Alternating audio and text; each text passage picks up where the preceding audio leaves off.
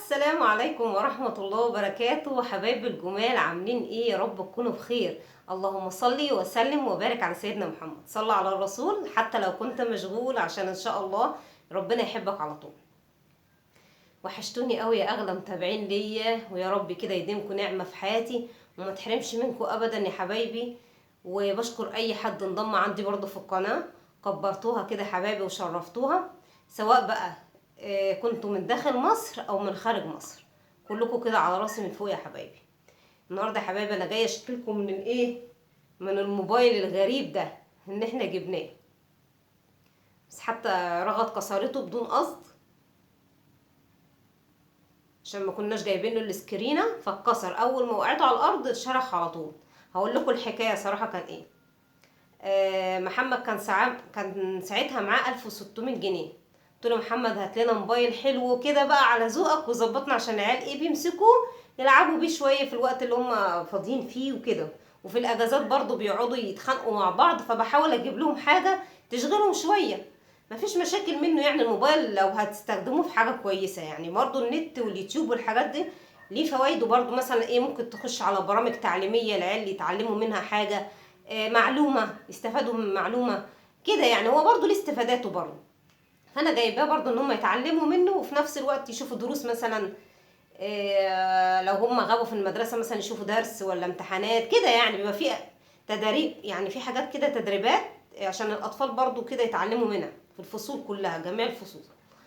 فزي ما بقول لكم كده، اديت له بقى ساعتها 1600 جنيه، قلت له محمد هات لنا موبايل حلو كده من ذوقك.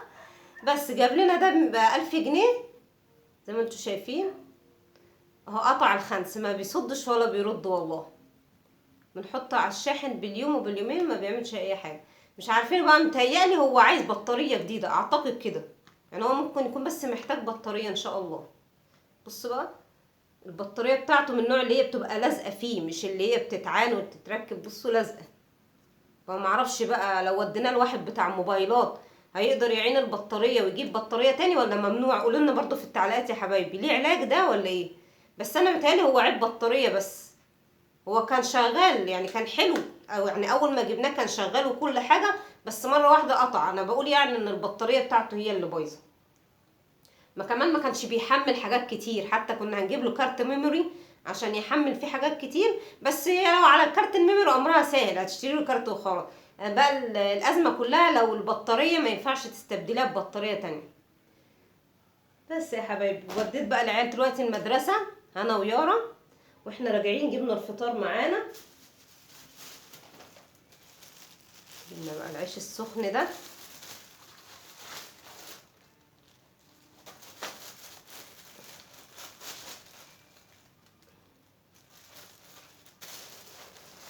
جبنا الطعميه، عشان دلوقتي انا ورغد بس اللي هنفطر فما كترتش. محمد لسه ما جاش من الشغل لغايه دلوقتي، لسه هيجي على الساعه مثلا ان شاء الله بدون مقاطعه، ممكن يجي على الساعه 11 كده بدون مقاطعه يعني. معانا بقى الجبنه دي، حلوه قوي يا جماعه الجبنه دي. كنت بجرب الاول اللي هي الفيتا، بس صراحه لما جربت الشيدر دي عجبتني جدا. جربوها على ضمانتي والله، انت عارفين انا ما بقولش حاجه وخلاص، جربوها مش هتخسروا حاجه، طعمها جميل. جبنا بقى الحاجات دي ليا انا ورغوده. جبنا كمان ده بالفراوله وده بالشوكولاته. بس يا حبايبي، طبعا انا دلوقتي بقى ايه، منتظره ابو هنا لما يجي ان شاء الله بدون مقاطعه. واتفقت معاه قلت له بص يا ابو هنا، انا وديت العيال النهارده المدرسه، ان شاء الله انت تجيبهم. قال لي خلاص يا ام هنا ان شاء الله هجيبهم انا. فربنا يستر بقى وما يتاخرش، عشان في مره كده اتاخر فيها وجه الساعه 3، وساعتها اضطر انا اللي ايه اتدبس واروح اجيب العيال من المدرسه. ربنا يستر يا حبايبي.